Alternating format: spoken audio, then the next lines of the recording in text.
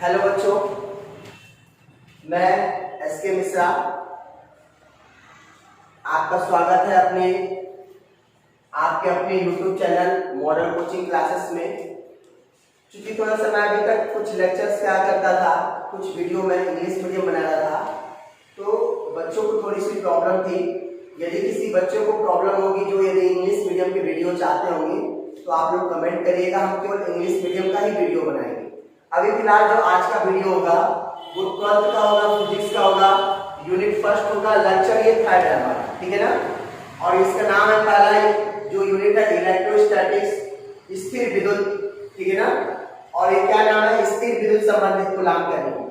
मेरा जो मानना है बेटा कि यदि आपने अच्छे से कूलाम के नियम को कंसेप्ट कर लिया है तो इलेक्ट्रोस्टैटिक्स जो ये अपना है, जो इससे आपको क्या होता है 8 मार्क्स के क्वेश्चन आते हैं, 8 नंबर के टोटल क्वेश्चन आते हैं।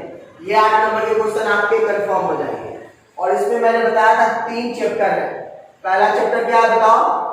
पहला चैप्टर है विद्युत क्षेत्र तथा गास प्रमेय, जो अभी हम पढ़ रहे हैं। ये चैप्टर का नाम है, आप लोग लिख लीजिएगा, विद्युत क्षेत्र तथा गास प्रमेय है।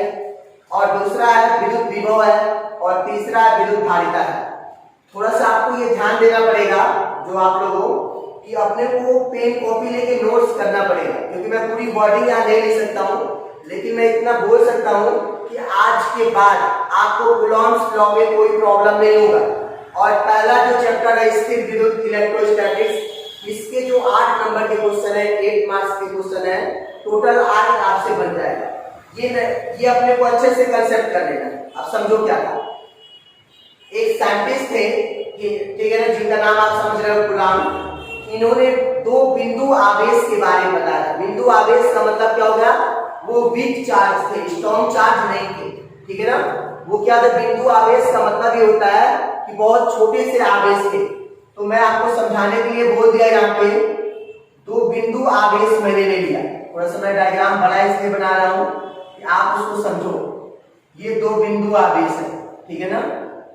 एक को हमने क्या बोल दिया आपको समझाने के लिए, मैंने एक को बोल दिया कि ये जो आवेश है इसको Q1 बोल दिया, और दूसरे वाले आवेश को Q2 बोल दिया। और बोल दिया दोनों कितने दूरी पर हैं, एक दूसरे से r दूरी पर स्थित है।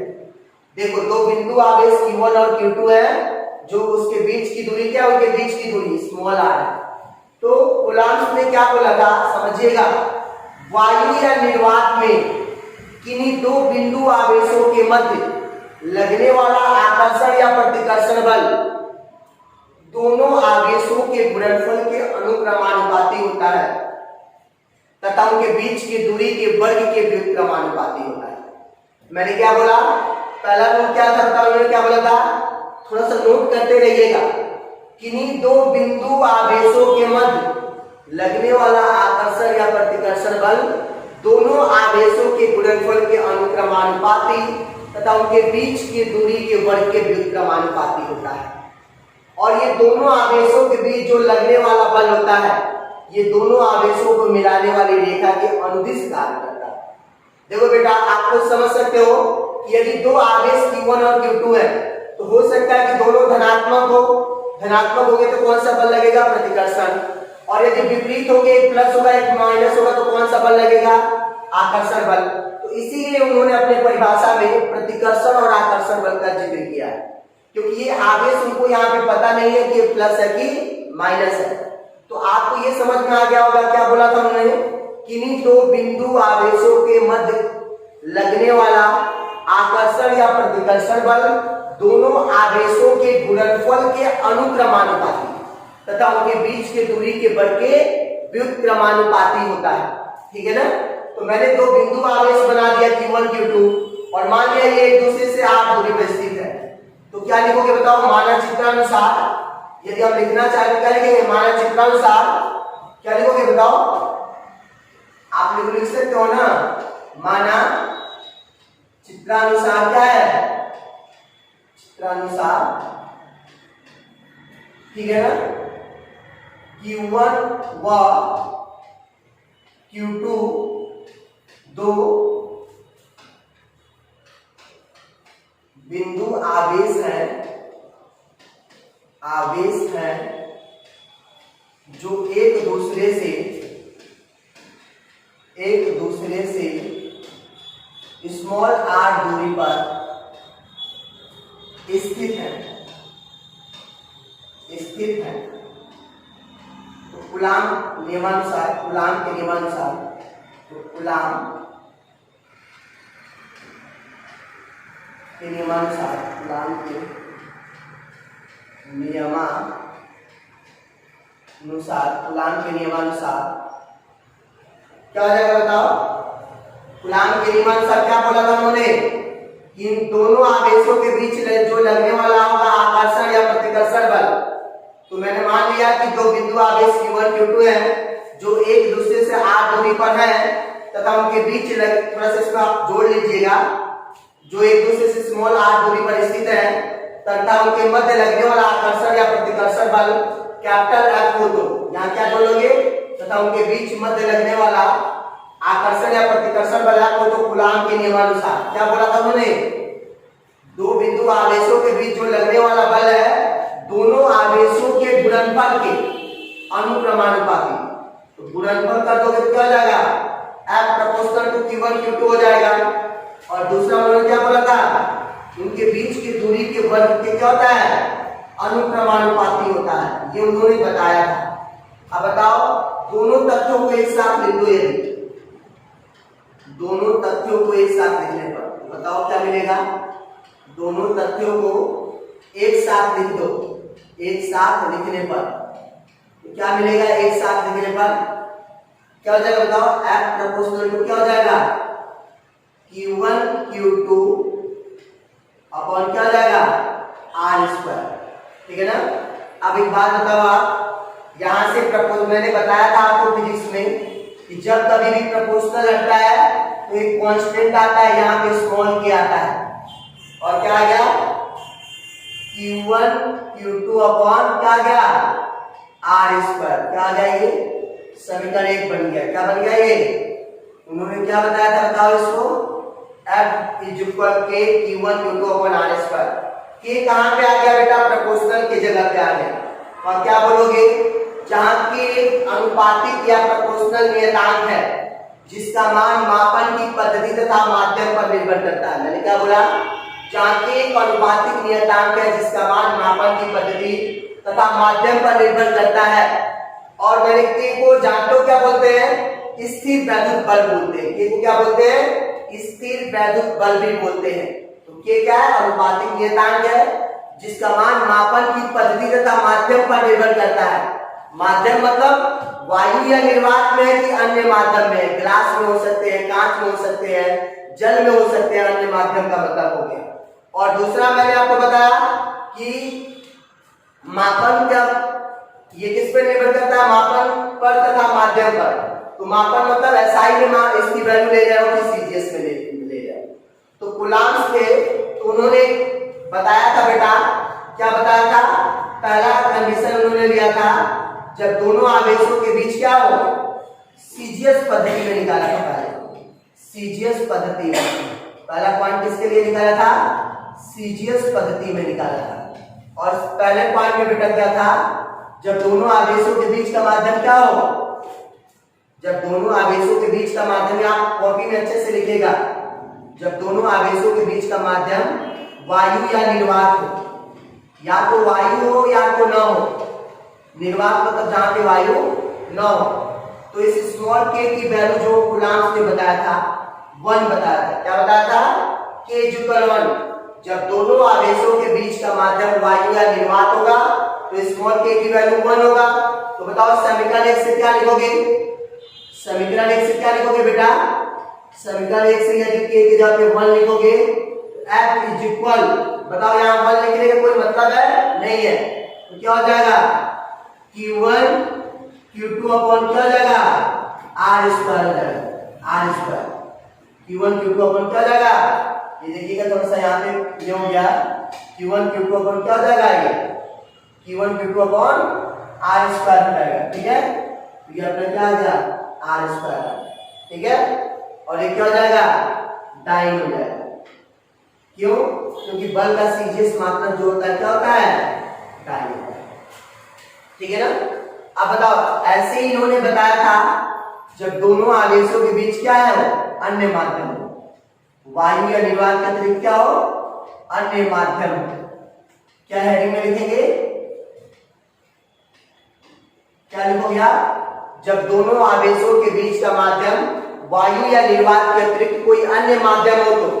इन्होंने स्मॉल के की वैल्यू जो बताया था, कैपिटल के बताया था, या किसी किसी बुक में से कैपिटल के की जगह पे 1/एप्सिलॉन r भी लिखा हुआ है। क्या लिखा है, कैपिटल के बताया था या 1/एप्सिलॉन r बताया था।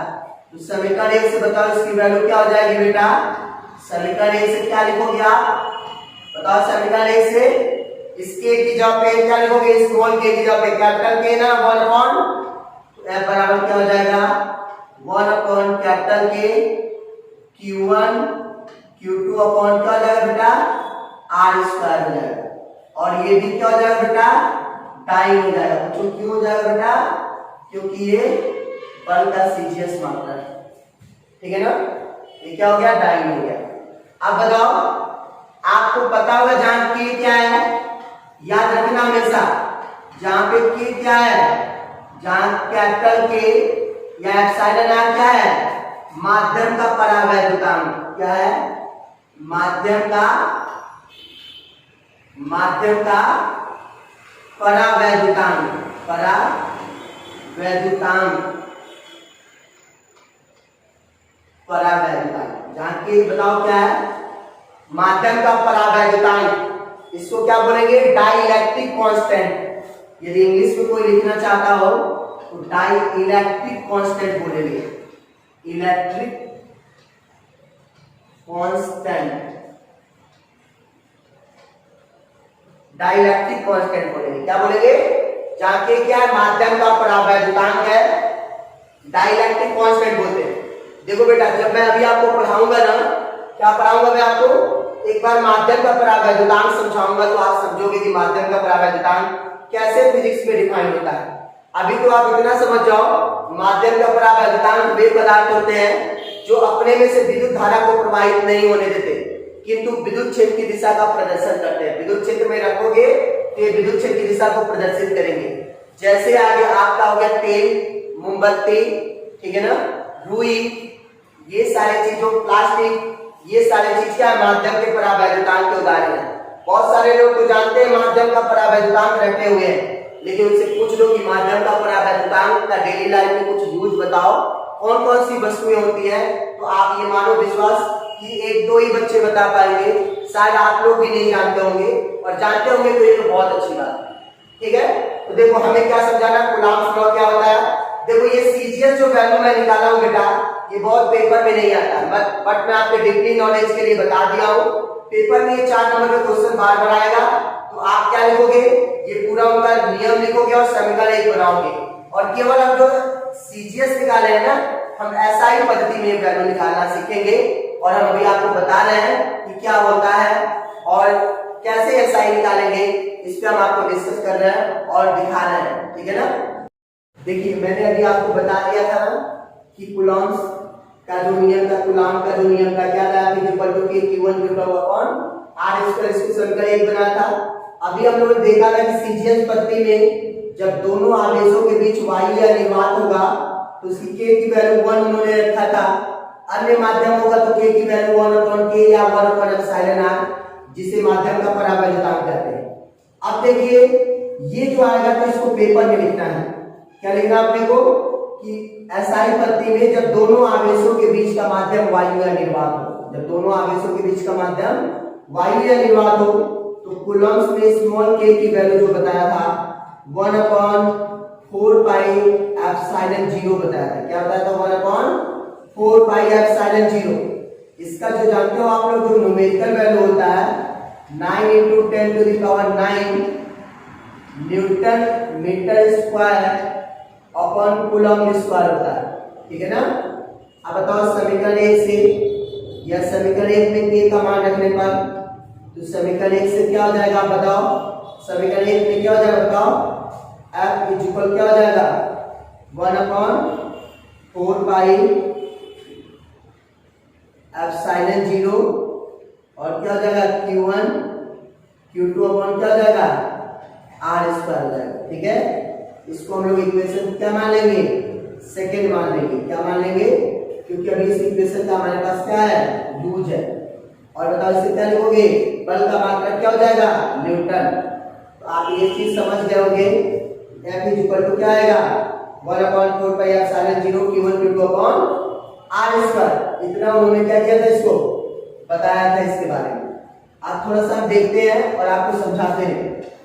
फिर ये बताओ, हम F की वैल्यू दूसरा क्या लिख सकते हैं, F इज इक्वल टू, क्योंकि इसी की वैल्यू जो होता है 1/4πr की न्यूमेरिकल वैल्यू आंशिक मान होता है क्या, 9 × 10। तो कहीं कहीं बुक में यहाँ पे 9 × 10 की पावर 9, ठीक है ना। Q1 Q2 अपॉन क्या है, R स्क्वायर दिया है। इसको हम लोग समीकरण क्या मान लेंगे, 3 मान लेंगे। क्या मान लेंगे, समीकरण 3 मान लेंगे। ठीक है ना। तो आप समझ गए कि जब दोनों आवेशों के बीच वायु या निर्वात होगा तो कूलाम नियम को क्या लिखोगे, F is equal to 1/4πr0 Q1 Q2 upon R square, या F is equal to 9 × 10⁹ Q1 Q2 upon R square लिखोगे। ये समीकरण 3 हो गया। फिर उन्होंने ये बताया था, जब दोनों आवेशों के बीच क्या हो, अन्य माध्यम हो। जब दोनों आवेशों के बीच क्या हो, अन्य माध्यम हो। तो देखो बेटा, मैंने एक चीज समझा दिया कि जब कभी भी फिजिक्स में अन्य माध्यम आएगा स्थिर विद्युत में, तो अपॉन में कैपिटल के या क्या लिख लोगे, एप्सिलॉन r मैंने बताया था। तो स्मॉल k की जो वैल्यू उन्होंने बताया था 1 अपॉन क्या बताया था, 4πε0 k बताया था, या कहीं कहीं इसको एप्सिलॉन r भी लिखा हुआ है। तो बताओ समीकरण 1 से क्या लिखोगे बेटा, समीकरण 1 से क्या हो जाएगा, बताओ जल्दी। आप क्या लिखोगे यहाँ पे, F, इसकी वैल्यू क्या होता है अन्य माध्यम में 4πε0 k होता है। और क्या लिखोगे, Q1 Q2 अपॉन क्या हो जाएगा, R स्क्वायर। ये क्या हो जाएगा, इतना न्यूटन हो जाएगा। क्या हो जाएगा, इतना न्यूटन हो जाएगा। और ये इक्वेशन क्या हो जाएगा, 4 हो जाएगा। अच्छा बताओ, आप लोग चाहो तो क्या कर सकते हो, 4, देखो एक चीज याद रखना, यहाँ पे इसको ऐसे भी तो लिख सकते हैं ना बेटा, F इज इक्वल टू 9 × 10⁹ क्योंकि 1/4πε0 की वैल्यू 9 × 10⁹ होता है। और k हो जाएगा, और क्या हो जाएगा, Q1 Q2 upon R square हो जाएगा। ये भी क्या होगा, इसका यूनिट न्यूटन हो जाएगा। इक्वेशन फिट हो जाएगा। एक और लेकिन फॉर्मूला होता है, आप लोग जानिएगा, ये होता है, बट जो एप्सिलॉन 0 k होता है ना, वो किसके बराबर होता है, एप्सिलॉन के बराबर होता है। तो बताओ समीकरण 4 को आप क्या लिखोगे, समीकरण 4 से आप क्या लिखोगे, 4 से क्या लिख दोगे यदि मैं बोलूं तो, F इज इक्वल टू 1/4πε होगा कि नहीं, एप्सिलॉन 0 k की वैल्यू एप्सिलॉन होता है। और क्या लिखोगे आप बताओ, Q1 Q2 अपॉन क्या हो जाएगा, R स्क्वायर। क्या हो जाएगा, Q1 Q2 अपॉन क्या हो जाएगा, R स्क्वायर हो जाएगा। और इस समीकरण कितना हो जाएगा, 6 हो जाएगा। कितना हो जाएगा, समीकरण 6 हो जाएगा। 1/4πε Q1 Q2 upon R square, समीकरण 6। ठीक है ना। अब देखो, बार बार पेपर में आता है कूलाम के नियम से क्या समझते हैं तथा एकांक आवेश को परिभाषित कीजिए। तो यहां से हम एकांक आवेश निकालेंगे। एक चीज और मैं बता दूं, जो लोग नहीं लिखे हैं मैं लिख दे रहा हूं, आप समझिएगा। जहां पे ध्यान दीजिएगा, जहां एप्सिलॉन 0 क्या है बताओ, वायु या निर्वात की निरपेक्ष विद्युतशीलता। वायु या निर्वात की, लिख लीजिएगा अच्छे से, वायु या निर्वात की निरपेक्ष विद्युतशीलता। विद्युतशीलता क्या है, वायु या निर्वात की निरपेक्ष विद्युतशीलता है। और एप्सिलॉन क्या है, माध्यम की निरपेक्ष विद्युतशीलता है। माध्यम की क्या है, निरपेक्ष विद्युतशीलता है। ये जरूर ध्यान दीजिएगा, निरपेक्ष विद्युतशीलता है। क्या है, सॉरी, विद्युतशीलता है। ठीक है ना, आपको याद ही रहेगा मुझे जहां तक लग रहा है। एप्सिलॉन जीरो क्या है, वायु या निर्वात की निरपेक्ष विद्युतशीलता। एप्सिलॉन क्या है, माध्यम की निरपेक्ष विद्युतशीलता। और मैंने कैपिटल के बताया था, इसको एप्सिलॉन आर भी लिखा जाता है। ये क्या बताओ, माध्यम का परावैद्युतांक, माध्यम का परावैद्युतांक क्या बताओ, ये माध्यम का परावैद्युतांक। ठीक है ना, इसमें कोई डाउट नहीं होगा किसी को। ये जरूर याद रखना, एप्सिलॉन जीरो क्या होता है, एप्सिलॉन क्या होता है, के क्या होता है। ठीक है ना, माध्यम का परावैद्युतांक है, इसी ध्यान दीजिएगा। अब हम लोग थोड़ा सा इसमें और आपको समझाएंगे। मैंने बताया ना कि पेपर में बार बार आता है, इसको नोट कर लीजिएगा। और ये अभी मेरा काम यहाँ पे नहीं है, तो इसको हम लोग देखते हैं थोड़ा सा। अच्छा बताओ, आता है, मैंने भी समझाया था आपको, क्या आता है अपना पेपर में आता है एकांक आवेश। क्या आता है, एकांक आवेश।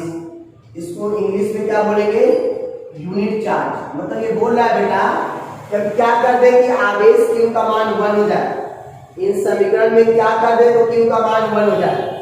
तो अब देखिएगा अच्छे से मेरी बात को, यदि हम क्या ले रहे हैं, यदि हम Q1 और Q2 दोनों के जगह क्या मान ले, Q माना, मान लिया कि Q1 और Q2 किसके बराबर है, Q1 और Q2 Q के बराबर है। और R बराबर कितना मीटर है, 1 मीटर है। तथा जो बल लग रहा है बराबर कितना लग रहा है, 9 × 10⁹ न्यूटन लग रहा है। कितना लग रहा है, 9 न्यूटन। तो बताओ समीकरण 3 से क्या हो जाएगा, समीकरण 3 से क्या लिखोगे आप बताओ। समीकरण 3 देख रहे हो, F की जगह पे क्या लिखोगे, आपने यहाँ माना क्या है, F की वैल्यू क्या माना है, 9 मीटर। और देखो ऑलरेडी अपने पास 9 × 10⁻⁴ क्या है, 9 है। और Q1 बराबर आपने क्या माना है, Q, और Q2 बराबर भी Q, और R बराबर 1 का स्क्वायर। ये पूरा का पूरा इक्वल में कैंसिल हो गया, तो 1 बराबर क्या मिलेगा आपको, Q स्क्वायर। या Q स्क्वायर इक्वल टू क्या मिलेगा, 1। या Q इक्वल टू क्या लिखोगे आप, स्क्वायर हटेगा तो +-1, क्या मिल जाएगा, +-1।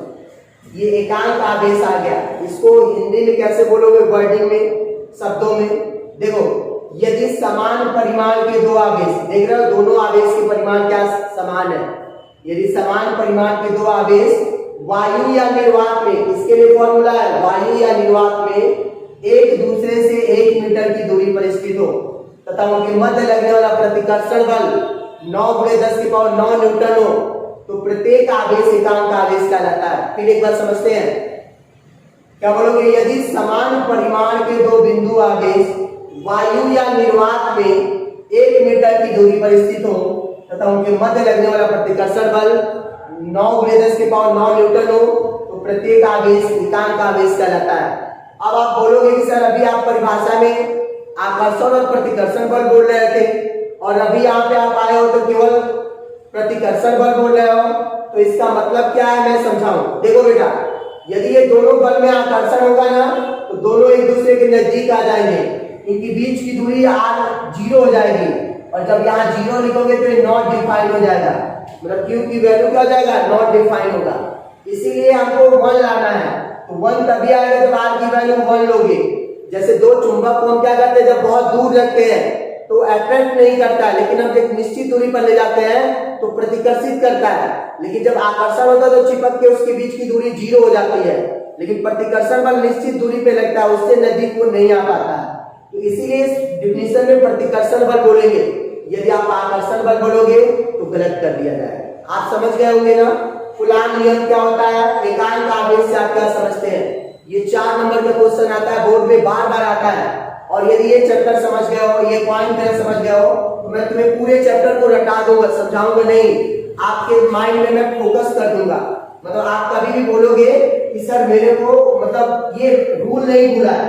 आप जब भी बुजुर्ग होगे, जब भी आप बूढ़े हो जाओगे, अपने बच्चों को, नाती को भी सिखाओगे ये रूल, और तभी आपको ये भूलेगा, नहीं तो उसके बाद नहीं भूलेगा। कोई भी चीज यदि हम समझ लेते हैं तो वो कभी भी हमसे भूलता नहीं है, हमारे माइंड में वो आ जाता है। लेकिन ये सारी चीजें रटोगे तो आपसे कभी बनेगा नहीं, क्योंकि मैंने रटा नहीं है। तो एक बार जल्दी जल्दी रिवीजन करते हैं, देखते हैं क्या है। गुलाम ने क्या बोला था, वायु निर्वात में किन्हीं दो बिंदु आवेशों के मध्य लगने वाला आकर्षण या प्रतिकर्षण बल दोनों आवेशों के गुणनफल के अनुक्रमानुपाती तथा उनके बीच की दूरी के बल के व्युत्क्रमानुपाती होता है। जब हम उनके नियम को निकाले तो यहाँ पे इक्वल टू के Q1 Q2 upon R square आया था। के क्या है, एक अनुपातिक नियतांक है जिसका मान मापन की पद्धति तथा माध्यम पर निर्भर करता है, जिसे स्थिर वैद्युत बल भी कहते हैं। देखो पेपर में हमको लिखना है, डायरेक्ट ऐसा ही लिखना है। एसआई पट्टी में जब दोनों आवेशों के बीच वायु या निर्वात हो तो के की वैल्यू 1/4 पाई एप्सिलॉन 0 और क्या होता है, इसका नाभिक मान 9 × 10⁹ newton metre square upon coulomb square होता है।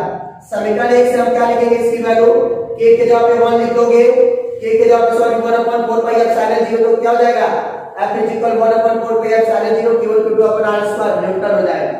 अब जब क्या लिखोगे, इसकी आंतरिक मान लिख दोगे तो F = 9 × 10⁹ Q1 Q2 upon R square और इस समीकरण कितना हो जाएगा, 3 हो जाएगा। जब अन्य माध्यम होगा तो उन्होंने क्या बताया था, के का मान 1/4 पाई एप्सिलॉन 0 के बताया था। के क्या माध्यम का परावैद्युतांक का भी मैंने लिख के दिखाया था। समीकरण यदि एक में रखोगे के की जगह पे 1/4 पाई एप्सिलॉन 0 के Q1 Q2 upon R square. आप जानते हो कि 1/4 पाई एप्सिलॉन 0 की वैल्यू 9 × 10⁹ हो जाएगा, 1/k Q1 Q2 upon R square हो जाएगा। बट एप्सिलॉन 0 के की वैल्यू एप्सिलॉन भी होता है। तो बताओ यदि एप्सिलॉन रख दोगे यहां तो 1/4 pi epsilon Q1 Q2 upon R square. अब बताओ आप क्या बोलोगे, एकांक आवेश परिभाषा आता है। यदि Q1 Q2 को आप Q मान लो, R = 1 मान लो और F = 9 × 10⁹ मान लो और समीकरण 3 में सभी वैल्यू को रखोगे तो आपकी Q की वैल्यू 1 आ जाएगा। क्या बोलोगे, यदि समान परिमाण के दो बिंदु आवेश वायु या निर्वात में एक दूसरे से 1 मीटर की दूरी पर स्थित हो तो प्रत्येक आवेश क्या कहलाता है, एकांक आवेश कहलाता है। वायु या निर्वात में एक दूसरे से 1 मीटर की दूरी पर स्थित हो तथा उनके मध्य लगने वाला प्रतिकर्षण बल 9 × 10⁹ न्यूटन हो तो प्रत्येक आवेश एकांक आवेश कहलाता है। इसके जस्ट बाद हमारा जो लेक्चर 4 आएगा तो इसमें मैं बताऊंगा आपको कि ये मैं क्यों यहाँ पे newton metre square upon coulomb square लिख दिया हूँ। मैं बताऊंगा एप्सिलॉन 0 की वैल्यू क्या होती है। ये क्योंकि कई बार नीट के पेपर में आ जाता है एप्सिलॉन 0 का आंतरिक मान क्या होता है, इसका मात्रक क्या होता है, बीमी सूत्र क्या हो जाता है। तो खासकर जो नीट वाले भी है या जो जेईई मेंस वाले भी है उनके लिए भी काफी वीडियो प्रॉफिटेबल होगा। और हम मिलते हैं नेक्स्ट लेक्चर में। और यदि आपको लगा हो कि हम लोग अच्छा पढ़ा रहे हैं तो इसको आप लोग क्या करिए, कमेंट करिए, अपने दोस्तों को भी बताइए, सब्सक्राइब करिए, क्योंकि आप जितना ही मोटिवेट हमें करेंगे हमें लगेगा उतना ही हम आपके लिए अच्छी अच्छी वीडियो बनाएंगे, वो भी फ्री में बनाएंगे। और यदि किसी बच्चे इंग्लिश मीडियम वाले को प्रॉब्लम होगी तो आप मुझे बताइएगा, कमेंट करिएगा, मैं वो वीडियो इंग्लिश मीडियम में बनाऊंगा। और फिर हम लोग नेक्स्ट लेक्चर में मिलते हैं। Bye, take care.